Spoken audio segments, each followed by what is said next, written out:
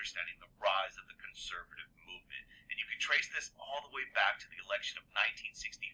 Remember, Barry Goldwater is running as the Republican candidate against Lyndon Johnson. Although he loses, the conservative movement is really starting to become a national movement with some influence.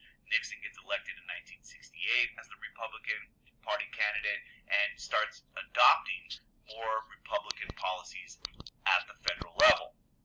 And the conservative movement is really a reaction to a whole bunch of things that had been happening, especially in the 60s. You see this reaction to New Deal liberalism. Remember Franklin Roosevelt establishing the welfare state in America. You have other presidents like Harry Truman with his Fair Deal. And then the big one is Lyndon Johnson and the Great Society. Many Republicans and conservatives don't like a large federal government. They don't like this welfare state.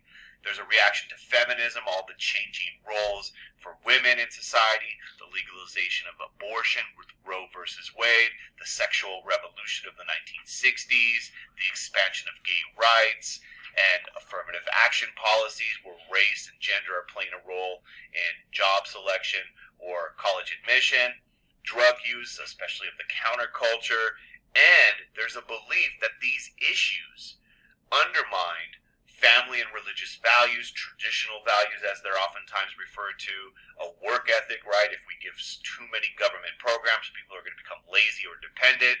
And because of the Cold War going on, this idea it's undermining national security. And what you see, even before Reagan gets elected in 1980, is the rise of various movements. You have the moral majority movement founded by Reverend Jerry Falwell. These are religious fundamentalists, and they become very involved in electoral politics, mobilizing and supporting traditional conservative candidates. These individuals want creationism taught in schools.